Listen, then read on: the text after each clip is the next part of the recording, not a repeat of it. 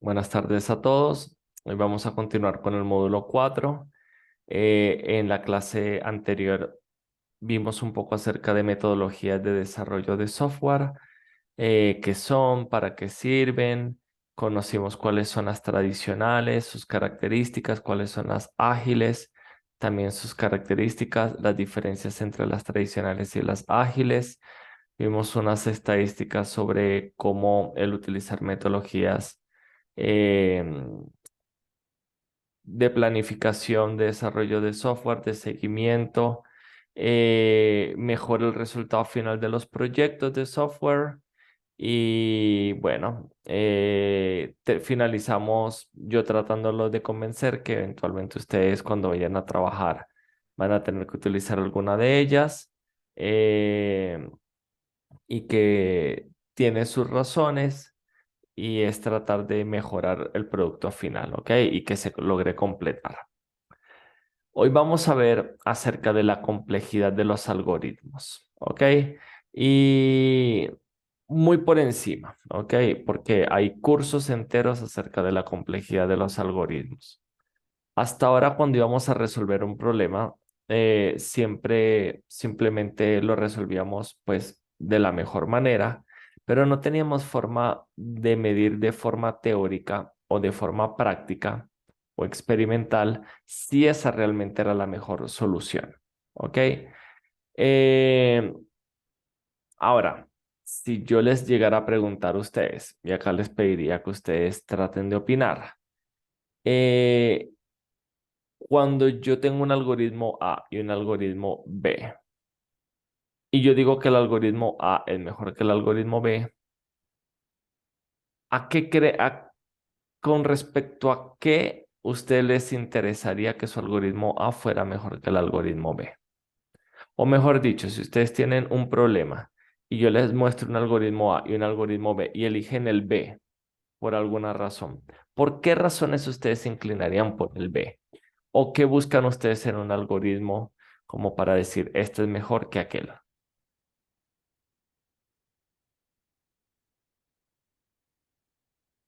¿Alguien se le ocurre algo?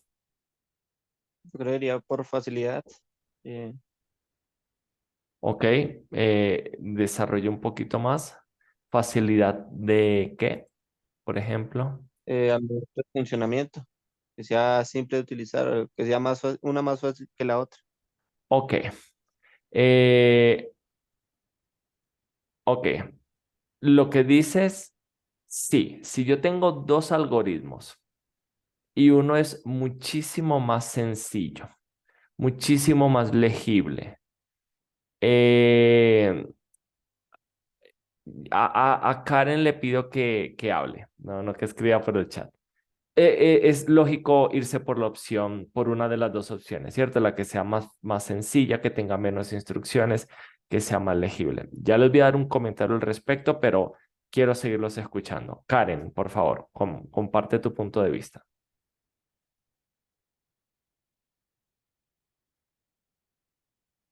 ¿Tienes acceso a micrófono? Bueno, Karen, su compañera comentaba de que rápido solución, ajá, que sea una solución más rápida, ¿ok? No te preocupes, si no te funciona, es bueno que tú te lleves la fama de tu pregunta, pero si no, no te preocupes. Su compañera dice que sea más rápido en solucionar el problema. Ese es uno de los puntos más importantes, de hecho. Eh, Definitivamente, si dos algoritmos son igual, eh, resuelven el mismo problema. Hay que partir de que los dos algoritmos deben resolver el problema de forma completa, ¿cierto? De forma completa. Si dos algoritmos resuelven el problema de forma completa, pero uno de los dos lo hace en menos instrucciones y de una forma más sencilla, es lógico irse por ese algoritmo. Pero ¿qué pasa si al hacer eso, ahora su algoritmo tarda el doble o el triple que la primera versión? ¿Se irían por esa opción de todas formas? ¿Qué opinan? Antes para solucionar un problema tardaban 0,1 segundo, ahora tarda un segundo. ¿Lo seguirían eligiendo? Quizás no, ¿cierto? Quizás no. Depende de lo que quieran hacer, pero por lo general vamos a tomar el que sea más rápido. Y eh, existe otro concepto. Imagínense que el algoritmo es igual de rápido un algoritmo A que un algoritmo B, pero el algoritmo A utiliza más memoria, más estructuras de datos para solucionar el mismo problema.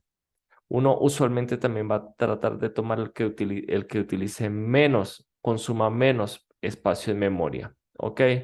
¿Por qué? Porque cuando ustedes están corriendo un algoritmo, ese algoritmo ocupa memoria RAM, pero su algoritmo no es lo único que está corriendo en su memoria RAM. Están corriendo muchas otras aplicaciones y servicios en su computador que están consumiendo memoria RAM. Entonces, si su aplicación encima consume también muchísima memoria RAM, se va a comportar de una manera cuando corre en un computador que tiene mucha memoria RAM y de otra manera en otro que tiene poca memoria RAM, o va a comportarse, o peor aún, va a comportarse distintos cuando se ejecute en un computador que no está haciendo nada y en otro computador que sí está haciendo muchas cosas.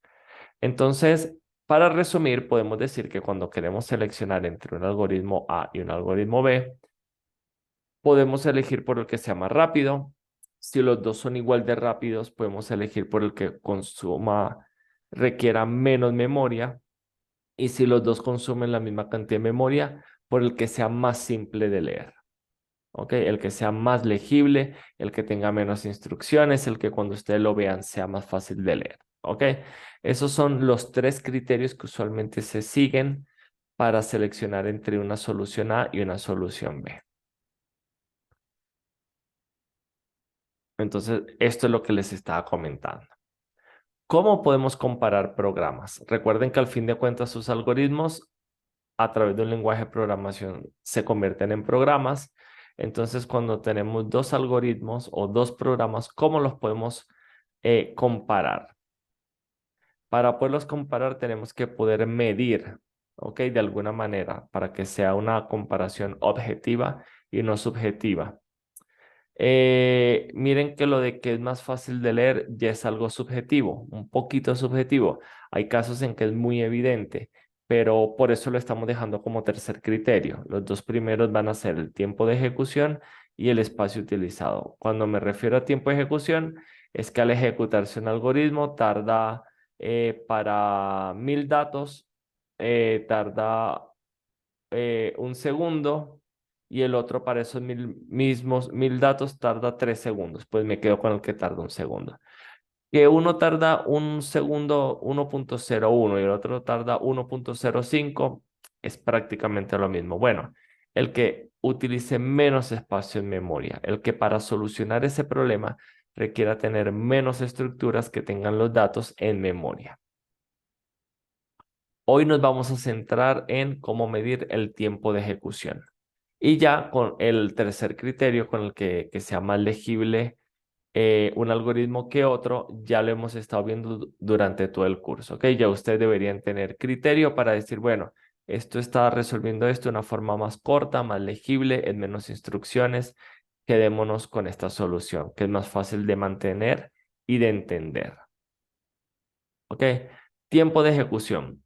Supongamos que seleccionamos el tiempo de ejecución como criterio de selección. Esto nos genera nuevas preguntas. ¿Cómo medir el tiempo? ¿El tiempo medido sería el mismo en cualquier computador? Entonces, estas son dos preguntas muy importantes. Nosotros decimos, bueno, ok, estoy de acuerdo con el profesor. Nos vamos a sacar con el algoritmo que sea más rápido, pero ¿cómo realmente yo sé que es más rápido? ¿Ok? ¿Cómo yo sé? Lo podemos saber de dos formas, de forma experimental o de forma teórica.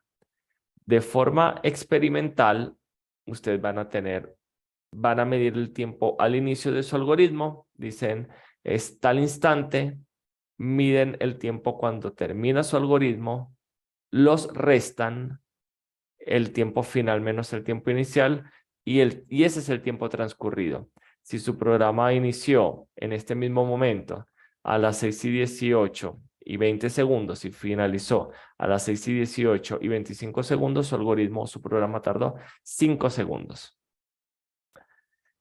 ¿Qué es lo malo de esta versión? Que quizás cuando ustedes prueben eso mismo en un computador más rápido ya no da 5 segundos, da 3 segundos. O da después 2 segundos, o después da 1 segundo, ¿ok? Los procesadores cada vez los hacen más rápidos, tienen más memoria.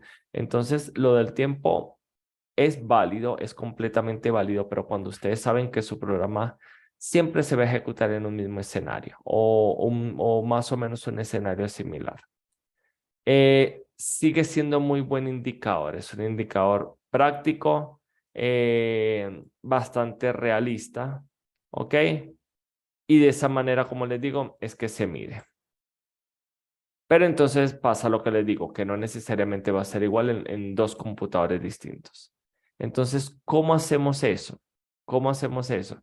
Porque nosotros necesitamos de alguna manera poder saber cuánto tiempo tardan los algoritmos o cuánto tiempo tardan nuestros programas, independientemente del lenguaje de programación que se utilice, independientemente del equipo en el que se esté ejecutando, tener una buena estimación.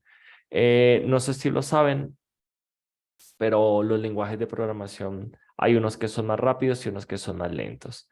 Mientras que el lenguaje de programación sea como más básico, más simple, es más rápido, porque se traduce más rápido a lo que entiende el computador.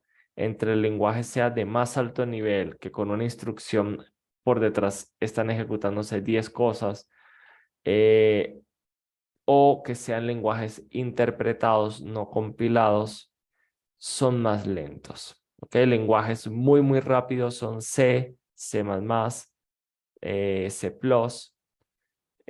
C Sharp, perdón, y lenguajes no tan rápidos son Java, un lenguaje no rápido es Python. El tema con Python es que, aunque no es un lenguaje rápido, nos permite hacer tantas cosas que nosotros, digamos que no nos basamos en eso para no utilizarlo. Más bien tratamos de hacer algoritmos óptimos, hacer las cosas muy bien para tratar como que de compensar un poco el hecho de que Python no es un lenguaje rápido. En cambio, en lenguajes como C, C++, puede que tú no hagas lo mejor a priori y todavía tú lo notas como rápido. ¿Ok? Pero bueno, aparte de eso, ¿cómo lo hacemos? Bueno, de alguna manera tenemos que poder estimar cuánto tiempo tarda nuestro código. ¿Ok? Y para eso existe algo que se llama el análisis asintótico. ¿Ok? Que lo que tratamos de hacer es calcular hacia arriba o hacia abajo cuánto va a tardar nuestro programa en promedio a partir de un conjunto de datos. ¿Ok? Entonces, lo más básico que hacemos es que las acciones, los comandos, tienen o consumen un tiempo t, ¿ok? Que es un tiempo constante. Por ejemplo, no hay diferencia en decir que A es igual a 10 a A es igual a 20. Estas dos instrucciones van a tomar el mismo tiempo, ¿ok? Que este valor 20 es más grande que este no tiene nada que ver. Ambos valores se están convirtiendo en bits por detrás o en bytes. Se están almacenando en nuestras variables de tipo entero y toman el mismo tiempo. Es más, esta suma sigue tomando el mismo tiempo. Este print sigue tomando aproximadamente el mismo tiempo. Entonces nosotros decimos, bueno, en este caso nuestro programa tiene 4 instrucciones, que cada una de estas instrucciones toma un tiempo t. Nuestro programa toma 4t, que ese es el tiempo que tarda. Si yo vengo con un programa que tiene 8 instrucciones y este simplemente tiene 4, entonces el otro es 8t, el de 4t es más rápido. ¿Ok?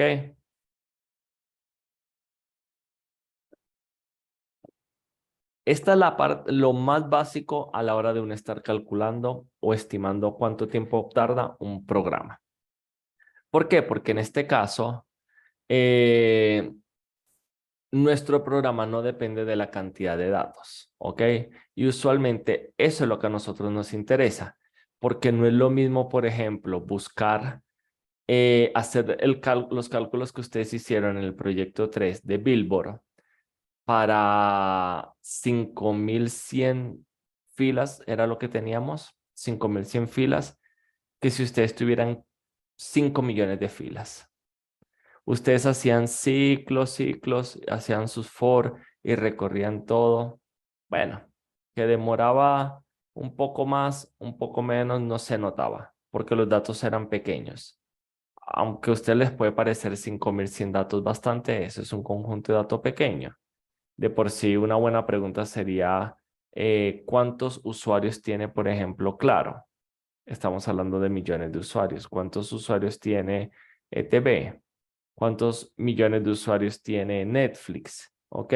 ¿Cuántos millones de usuarios tiene Amazon? ¿Ok? Entonces, no es lo mismo buscar en datos, en conjuntos de datos pequeños que en conjuntos de datos grandes. Y esa es la clave. Nosotros lo que queremos es que nuestros algoritmos sean óptimos cuando estamos trabajando con grandes volúmenes de datos. Entonces, para eso tenemos que poder calcular de alguna manera o de estimar cuánto toman, qué tanto tiempo toma un programa cuando es dependiente del volumen de datos que va a procesar. ¿Ok? Por ejemplo, miren este código. Aquí nosotros tenemos una variable a que es igual a 0, tenemos una variable b que es igual a 4 y una variable c que es igual a 0. Y vamos a hacer un ciclo de a menor a b, en donde lo que vamos a estar es en c, siempre estamos sumando a más b, ¿ok? Aumentamos nuestro a y al final imprimimos lo que tenga c, ¿ok? Así es sencillo. C debería terminar cuando A vale 3, B vale 4, tiene 7, se aumenta esto, 4 es menor que 4 no, y nosotros imprimimos aquí 7. Pero para todos debería ser lógico de que este ciclo se va a ejecutar 4 veces, ¿cierto? Se ejecuta cuando A vale 0, cuando A vale 1, cuando A vale 2 y cuando A vale 3. ¿Por qué 4 veces? Porque va de 0 a 4. Si nosotros acá tuviéramos 10, se ejecuta 10 veces. Si nosotros acá tenemos 100, se ejecuta 100 veces. Si acá en B tenemos 1000, se ejecuta 1000 veces. ¿Y por qué esto es importante? ¿Por qué esto es importante? Porque nosotros podemos más o menos como simplificar nuestro cálculo de la complejidad de los algoritmos a los ciclos. Porque a medida de que los ciclos dependen de datos más grandes, las operaciones constantes pierden relevancia. Miren este ejemplo, miren este ejemplo. Aquí nosotros decimos, esta instrucción, tómate tiempo. Esta instrucción, tómate tiempo. Esta instrucción, tómate tiempo. ¿Ok? Dentro de mi ciclo, yo hago dos instrucciones. Ambas toman también t tiempo. T es una constante, 0.001 milisegundo, qué sé yo. Pero esta instrucción, ¿cuántas veces se va a ejecutar? Se va a ejecutar 4 veces. Por lo tanto, estas dos instrucciones no se están ejecutando una vez, se están ejecutando 4 veces. Y este bloque va a tomar 4 por 2t. ¿Ok? 4 por 2t. Este bloque, el while, toma un tiempo de 8t. ¿Ok? Se ejecuta 4 veces, tiene dos instrucciones que cada una toma un tiempo t en ejecutarse. 4 por 2t, 8t. Y este print vuelve a tomar un t. ¿Ok? Entonces al final nosotros tenemos 3 t's más 8 t's más 1 t, 12 t's. 12 t's. Pero ¿qué pasa si esto no se está ejecutando 4 veces, sino 4000 veces? Bueno, el programa ya no va a tomar 12 t's, sino que va a tomar no 4, sino 4000 por 2T, 8000 Ts más 4 Ts adicionales, 8004 Ts. ¿Ok? 8004 Ts. Y si no se ejecuta 4000 veces, sino 4 millones de veces, esto toma 8 millones 4 Ts. 8 millones 4 Ts. Como se pueden dar cuenta, a medida que el tamaño de los datos crecen, estas acciones pierden relevancia. Y lo que realmente nos interesan son los ciclos. ¿Ok?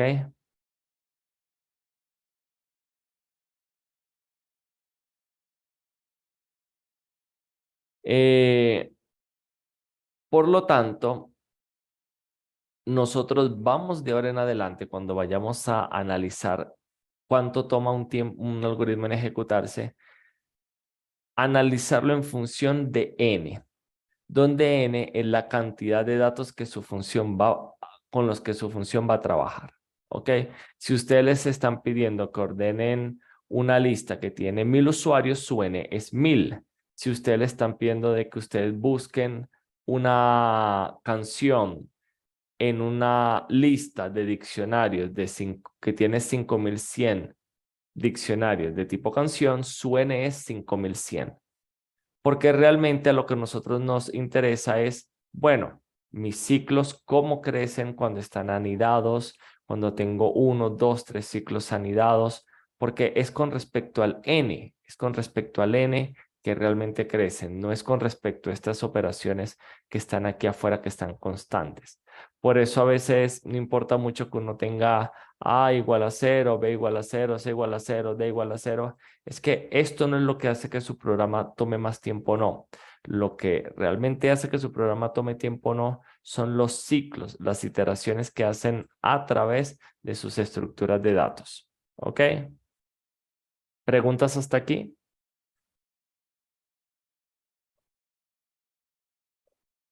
No, señor. Ok.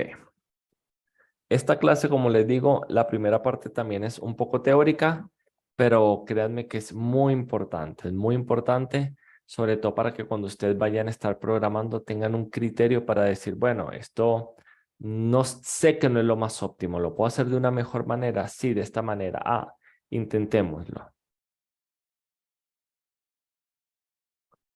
Entonces, muchachos, existen notaciones o enfoques para tratar de saber cuánto tiempo tardan los programas, los algoritmos. ¿Ok? Como les digo, en este caso, nosotros podemos decir que nuestro programa, pues, estas instrucciones son constantes, realmente no nos interesan. Nosotros podemos decir que nuestro algoritmo es demora n. N, por lo que les decía, cuando ustedes tienen 5000 datos, su algoritmo toma 5000 tantos valores. Cuando tiene 10.000 valores, 10.000 tantos valores. El valor de estas instrucciones no aporta realmente al tiempo que toma su programa. Para eso tenemos estas 4 notaciones. Ya ahorita vamos a ver un poco sobre ellas. La notación tilda, ¿ok? Se denota de esta manera. Se usa para hacer una aproximación simple de una función compleja. Con la aproximación tilda, ustedes pueden decir, bueno, este algoritmo demora n, 2n, n al cuadrado, y obvian todo lo que le resta. Si el algoritmo, supongan que demora n al cuadrado más 2n más 1, ustedes obvian lo que demora. Y para esto voy a hacer un pequeño paréntesis y voy a volver a uno de los algoritmos, a uno de los problemas que nosotros resolvimos, para que ustedes aquí puedan ver lo que yo les estoy diciendo. ¿Ok? Este era el ejercicio, es un ejercicio que lo vimos varias veces y es con el dataset de los vuelos. Si recuerdan, ese dataset de los vuelos tenía más o menos un tamaño de 7100 y tantos registros, no recuerdo. Lo podemos como que simplificar a 7100 y escribe una función que reciba por parámetro el diccionario de los vuelos y retorne la aerolínea con más vuelos. Eso es lo que ustedes quieren hacer, ¿ok? Y nos dan 3 maneras distintas de hacerla. Esta es la primera. Cuando ustedes comienzan a ver este algoritmo, traten de calcularlo conmigo, ¿ok? Ustedes tienen acá una primera instrucción que es constante, va a tomar de tiempo. Tienen después otra instrucción que es constante. Después tienen un ciclo que depende de la longitud del dataset. Por lo tanto, este ciclo hace que su algoritmo demore n tiempo. Si ustedes tienen 100 datos, esto se va a ejecutar 100 veces. Si ustedes tienen 7100 tantos registros, va a demorar 7000, va a ser 7100 iteraciones. ¿Ok? Adentro tienen una instrucción, otra instrucción que no consume y después vuelven a tener otro ciclo. ¿Qué hace este ciclo interno? Hace que también se esté ejecutando n veces. Hace que ustedes vayan, este sea n por n. Por lo tanto, bueno, y después simplemente tienen instrucciones constantes. Entonces, en este caso, su programa demora n por n, que es n al cuadrado. Y poco a poco van a como que ir entendiendo de que un algoritmo que su complejidad es de n cuadrado es lento, es lento. ¿Y por qué es lento? Porque es que el n cuadrado crece muy rápido, ¿ok? Si ustedes, por ejemplo, tienen 20 registros, ustedes dicen 20 al cuadrado, hago 400 iteraciones. Bueno, eso no es mucho, ¿ok? Pero si ahora ustedes tienen 7100 registros y lo elevan al cuadrado, ya tienen 50 millones de iteraciones. ¿Ok? 50 millones de iteraciones. Y si su iteración demora 0. O un milisegundo o un microsegundo o lo que sea, a medida que crece sus datos, su algoritmo demora más y más y más tiempo. ¿Ok? Entonces, usualmente tratamos de que nuestros algoritmos no sean cuadráticos, así se les dice, que no sean en el cuadrado, que no tengan 2 ciclos de esta manera. Porque si tienen 2 ciclos anidados, un for hasta n y otro for hasta n, créanme que va a ser lento cuando sus datos crezcan. ¿Ok? De ahí la necesidad a buscar otra opción. ¿Cuál es la otra opción? Es esta. Esta es una opción más óptima en donde nosotros primero tenemos un ciclo hasta n. Después nosotros aquí estamos calculando unos datos que son las aerolíneas disponibles. Y una vez que tenemos estas aerolíneas disponibles, recorremos las aerolíneas disponibles otra vez en nuestro algoritmo de vuelos. Pero este valor es muchísimo más pequeño que n. Y después acá tienen otro ciclo hasta x. Por lo tanto, la complejidad de su algoritmo es n más n por x más x. ¿Ok? ¿Cuál es la clave? Que no tenemos n cuadrados y que x es un valor pequeño. X creo que era, no me acuerdo cuántas aerolíneas eran como 20, algo así. Entonces nosotros decimos que n es 7100 por 20 es 142.000 más n, que es 7100, más x, que es 20. Ahora su programa hace 150.000 iteraciones, ya no hace 50 millones de iteraciones. Redujeron considerablemente el tiempo de su algoritmo. Lo redujeron muchísimo. ¿Ok?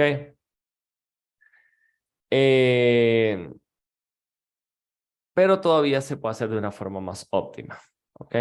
Una forma más óptima. Y es esta versión.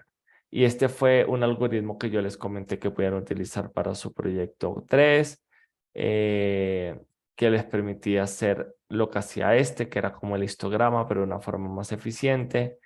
Y acá el chiste es que solamente tenemos un ciclo y estamos utilizando un diccionario de apoyo, pero lo bueno de los diccionarios es que cuando van a buscar elementos, esto es constante, esto no es una búsqueda lineal, porque si fuera una búsqueda lineal volvemos al punto de que tenemos n por n, pero no, esto es constante.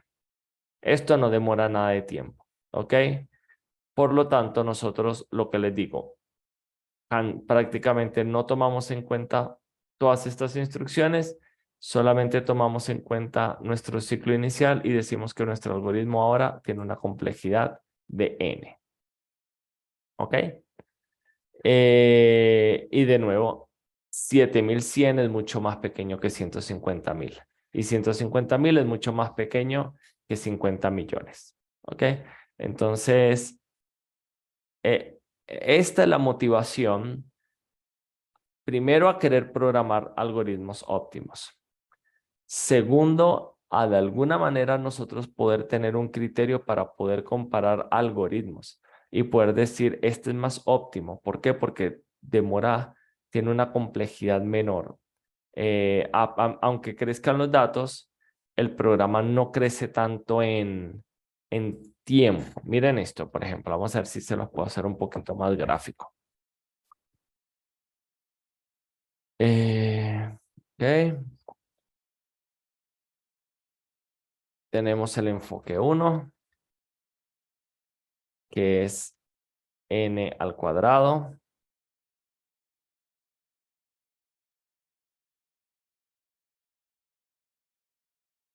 Tenemos el enfoque 2, que es n más n por x más x. Y tenemos el enfoque 3, que es solamente n. ¿Ok? Y vamos a hacer lo siguiente. Nosotros vamos a decir que tenemos distintos n's. ¿Ok? Tenemos un n igual a 10. Tenemos un n. Vamos a poner aquí n. 1 igual a 10. 1 igual a 50. 1 igual a 500. 1 igual a 1000. 1 igual a 5000. Y 1 igual a 10.000. Yo creo que con eso es suficiente. ¿Ok? Que cuando digo distintos n's, me refiero de que primero probamos con un dataset que tiene 10 registros, funcionó, después probamos con un dataset que tiene 50 registros y así. Al final probamos con un dataset que tiene 10.000 registros. Pueden ser usuarios, pueden ser ítems, puede ser cualquier cosa. Vamos a calcular entonces cuánto demora, cuál es la complejidad de cada uno con respecto a sus datos.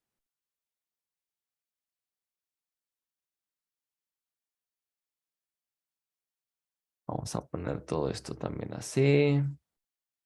Vamos a decir que estos son números.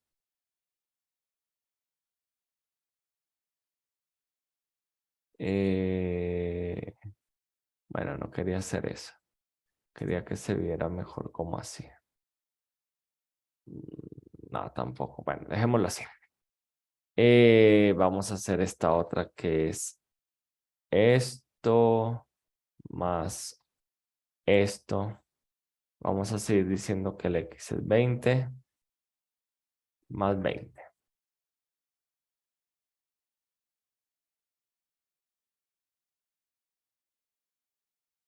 ¿Ok? Y este que simplemente es este valor. ¿Ok? Vamos a ver si logro graficar esto. Vamos a ver si logro graficar esto.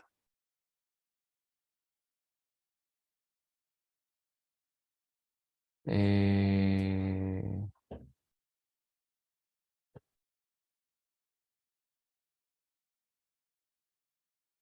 vamos.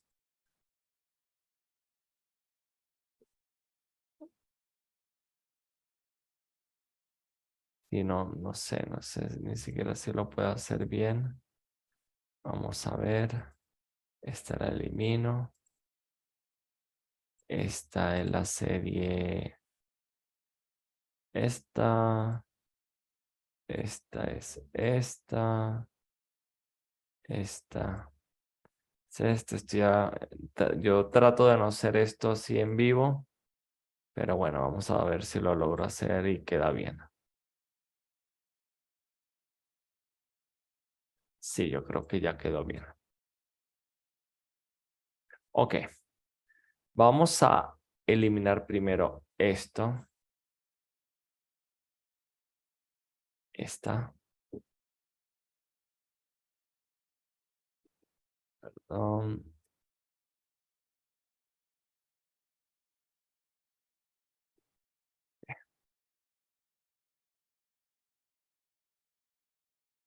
ok, miren esto, muchachos. Así se ve la curva de lo que tarda el tercer enfoque. ¿Ok? Si estoy trabajando con 10 datos, tardo 10.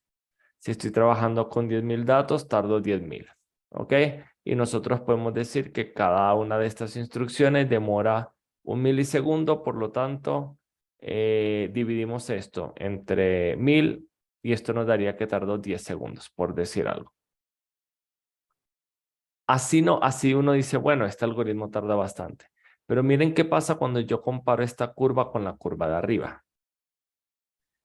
Ya esta curva es casi totalmente plana. ¿Por qué? Porque esta otra curva, esta, la del medio, crece tan rápido con respecto a esta que esto se ve como una línea recta. ¿Ok? Entonces, aquí vendría la pregunta. ¿Este algoritmo es rápido o es lento? Bueno, a priori es un algoritmo que tarda n, es rápido, ¿ok? Pero no lo sé, no lo sé. Ahora, cuando lo comparamos con este otro, nos damos cuenta que sí es rápido, porque miren cómo este crece muchísimo más rápido. Cuando se está trabajando con 10.000 datos, este sigue demorando 10.000 instrucciones. Este está demorando 210.000 instrucciones. Pero cuando comparamos estos dos algoritmos con un n cuadrado, pasa esto. Los otros dos algoritmos prácticamente no se notan, se comportan casi igual con respecto a este. Si lo logran ver, espero que estén como que logrando ver esto. Entonces, y yo puedo seguir modificando este dato, no son 10.000, son 100.000. Y usted diría, no, 100.000 es mucho. Bueno, ¿cuántos son la cantidad de usuarios que tiene un banco o de clientes que tiene un banco? No, un banco pequeño tendrá 100.000 clientes, un banco pequeño. Bueno, ya esto crece casi casi al infinito y esto es totalmente irrelevante. Entonces, es esto, muchachos, ¿ok? Eh, aquí quizás ustedes no logran ver la diferencia entre estos tres algoritmos, entre este. Y si yo les digo cuál toman, quizás muchos quieran tomar este, que es de los más sencillos. Este por lo menos es el más complejo en cuanto a instrucciones y este curiosamente, que es el más eficiente, también es el más limpio de leer, el más sencillo. Pero cuando nosotros logramos utilizar el análisis asintótico para poder estimar cuánto tardan los algoritmos, ahora tenemos algo teórico que realmente nos dice si vamos bien o vamos mal. Si realmente algo toma más tiempo, si el algoritmo A realmente toma más tiempo que el algoritmo B o no. ¿Ok? Preguntas con respecto a esto, mientras que yo tomo agua.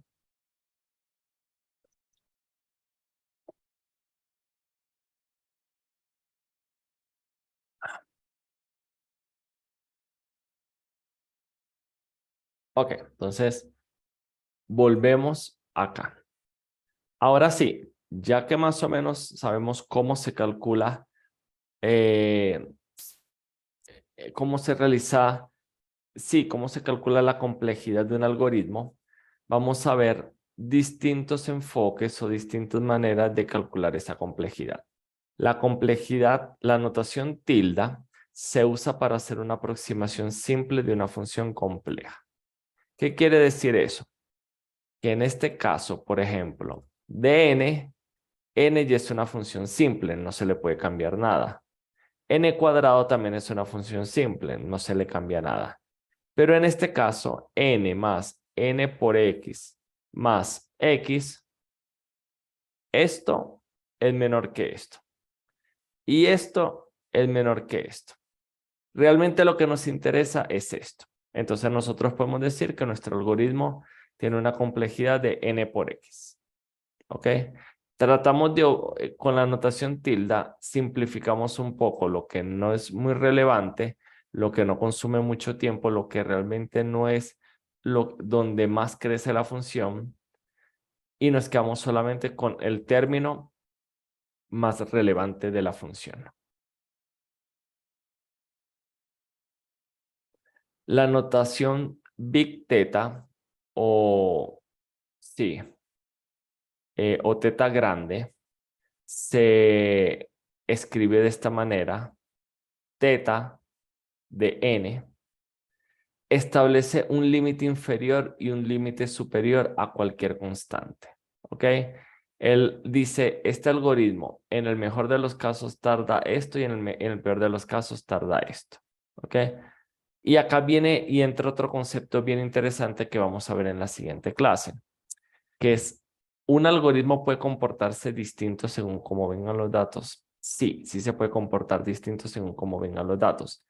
Porque, por ejemplo, si ustedes necesitan buscar eh, en un dataset y el dataset ya está ordenado, va a ser mucho más fácil buscar que si el dataset está desordenado.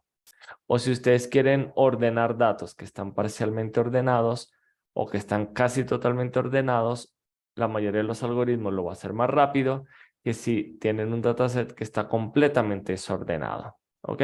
Entonces, los algoritmos también a partir de cómo vengan los datos se pueden comportar de una manera A o de una manera B. Y eso es lo que trata de estimar o de mostrar esta notación de Big Theta. En el límite inferior y el límite superior. La de Big O o O grande, también se le dice en español, establece el límite superior.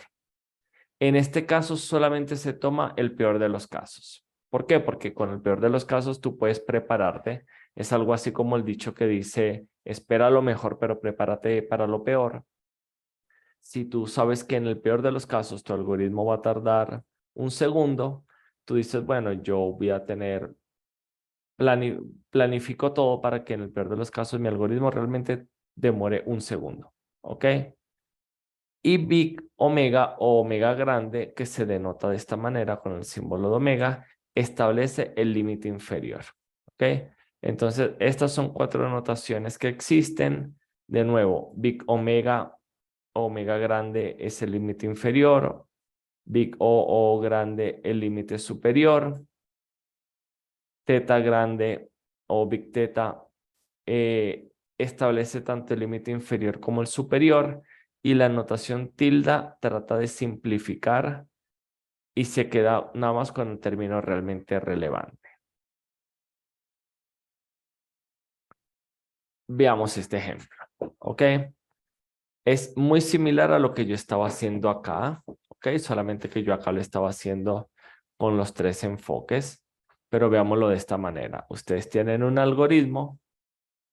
Vamos a ponerle vamos a hacer esto hasta más bonito y le ponemos acá que tenga marcador o viñeta.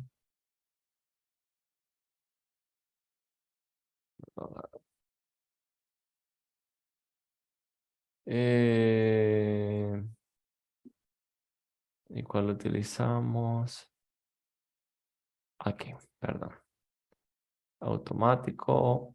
Así. ¿Ok? Entonces, nosotros decimos, bueno, ¿cuánto tarda nuestro algoritmo?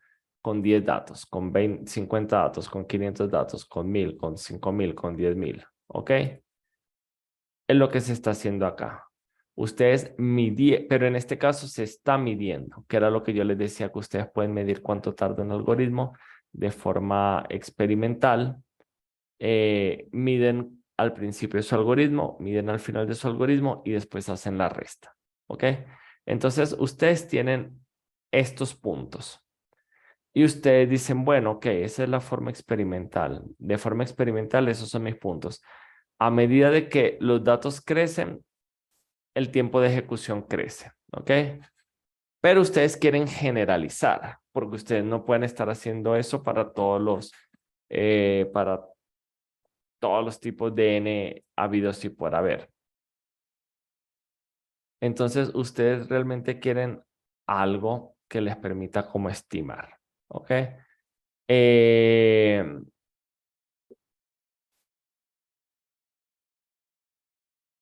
en este caso, si ustedes utilizaran la notación Big Omega, ustedes establecen el límite inferior de su función. Bueno, este es el límite inferior. ¿Qué quiere decir esto? Miren que acá está. Que nunca su programa va a ser más eficiente que esta línea. Para ningún tipo de datos, su programa va a ser más rápido que esto. ¿Ok? Pueden calcular también el O grande. ¿Qué quiere decir eso? Que en el peor de los casos, su programa va a demorar esto. ¿Ok? Como les digo, esto es experimental. Estos puntos son experimentales. Y acá ustedes están definiendo la cota inferior con Big Omega o la cota superior con Big O. ¿Ok?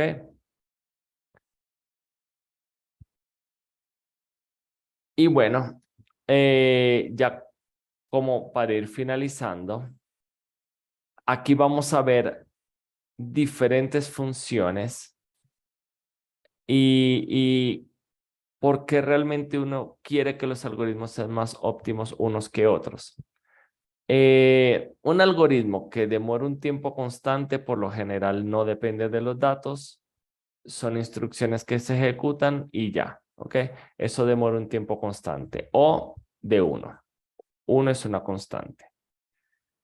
Esta línea roja es el comportamiento de una función logaritmo de n. Las funciones logaritmo de n son más eficientes que n.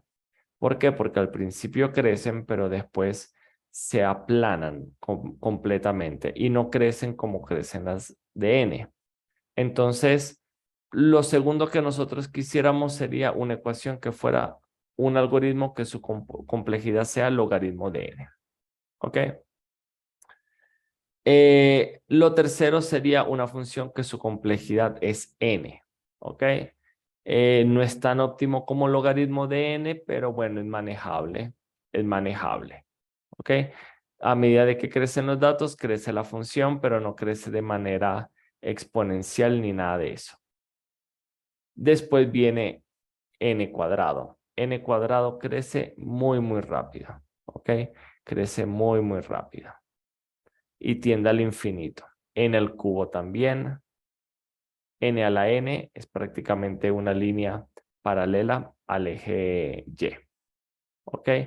Entonces, ¿qué quiere decir esto? Que bueno, que si acá yo tengo 100 datos, aquí, ¿ok? Vamos a suponer que acá yo tengo 100 datos. Eh, el O cuadrado es más eficiente con 100 datos, ojo, que el n cúbico, que el n, que el logaritmo de n, y uno pudiera decir, bueno, mi programa funciona bien, ¿ok? Porque lo estoy probando con 100 datos. Y mi algoritmo es cuadrado, pero funciona bien. Sí, pero en el momento en que tú no pruebes con 100 datos, sino que pruebes con 1000 datos, bueno, Ni siquiera el n cuadrado ya se fue hacia el infinito. ¿Ok? Ya es inviable una solución con n cuadrado. Sé que esta clase ha sido un poco teórica, pero espero que logren como que digerir los conceptos y sobre todo si me preguntan qué es lo más importante que yo quiero que ustedes se lleven, es que eh, la eficiencia en los algoritmos sí es importante, ¿ok? No es lo mismo hacer un algoritmo que su complejidad sea n o logaritmo de n a n cuadrado. Puede ser lo mismo con 5 o 10 datos, no va a ser lo mismo con 1000, 10.000, 100.000 datos, ¿ok? Y que estas notaciones y de la manera en como yo les estaba explicando acá, de cómo podemos ir calculando cuál es la complejidad de un algoritmo, que prácticamente está basada en los ciclos, es una buena generalización para nosotros saber cuánto demora o para comparar algoritmos y poderlos seleccionar, ¿ok? Debemos ser capaces de por sí, también se los aviso, hay muchísimas entrevistas de trabajo en donde ustedes les van a poner, eh, les van a pedir que resuelvan un problema y que ustedes de una vez digan cuál es la complejidad de su algoritmo, ¿ok? Muchísimas, en serio, hay muchísimas entrevistas de trabajo que son así, que les dicen, tienen que resolver este problema, resuélvanlo con el lenguaje de programación que ustedes quieran. Una vez que lo resuelven, díganos cuál es la complejidad de su algoritmo, para que realmente de esa manera ellos sepan que ustedes estaban conscientes del proceso de su algoritmo, de que si la complejidad de su algoritmo es n cuadrado, prácticamente no va a ser aceptable. En pocas palabras, esta solución no es aceptable, ¿ok? Porque la complejidad de esta solución es n cuadrado y para 7100 registros va a ser 50 millones de iteraciones, pero si ya no son 7100, sino son 10.000, ya estamos hablando de 100 millones de iteraciones, que es demasiado para tan pocos datos como son simplemente 10.000. Eh, no siempre van a lograr conseguir soluciones que sean n o que sean logaritmo de n, pero hay soluciones que a veces son n logaritmo de n o que son simplemente n, que son muy, muy buenas, ok, muy, muy buenas. ¿Preguntas, dudas, comentarios?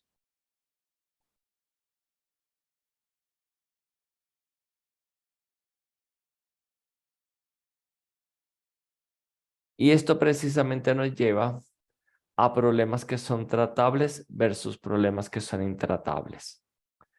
Los problemas tratables son problemas para los cuales podemos conseguir una solución que sea polinómica y que eh,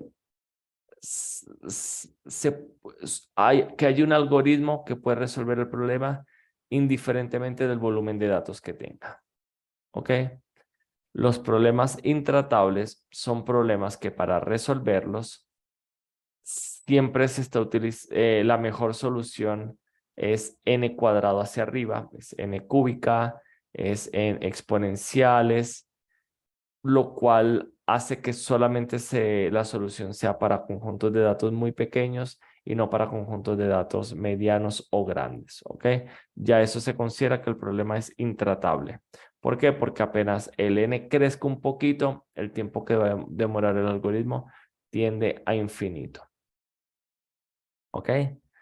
Eh, de hecho, les voy a mostrar acá rápidamente como que un videíto de uno de los problemas más famosos que hay es el de un viajero que quiere recorrer todas las ciudades de un vendedor, sí, que quiere recorrer todas las ciudades de la forma más óptima, ¿ok?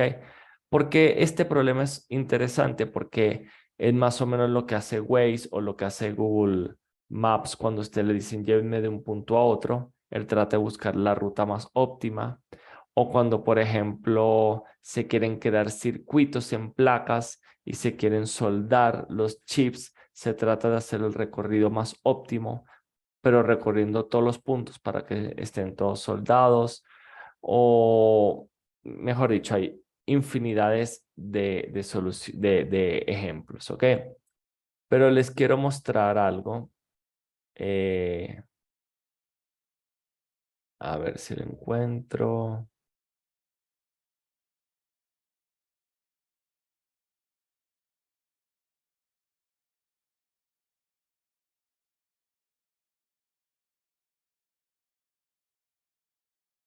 Denme un segundito.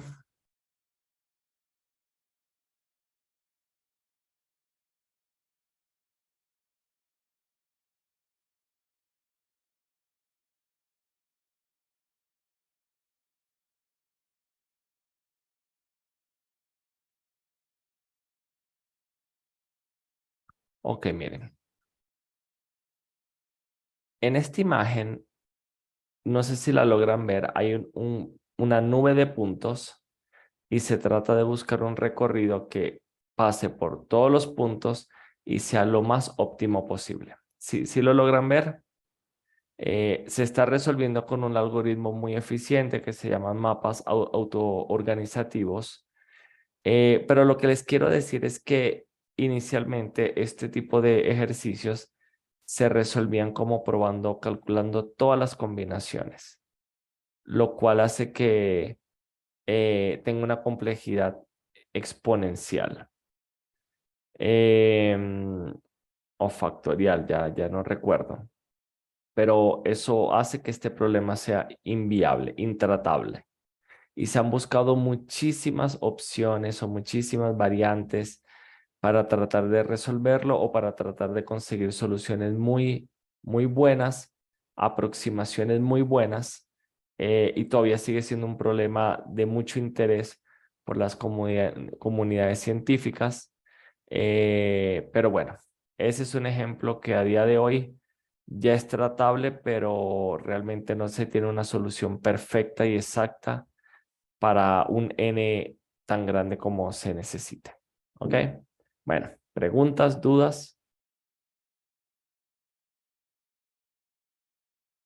Hoy han estado un poco callados. Espero que no haya sido muy difícil la clase.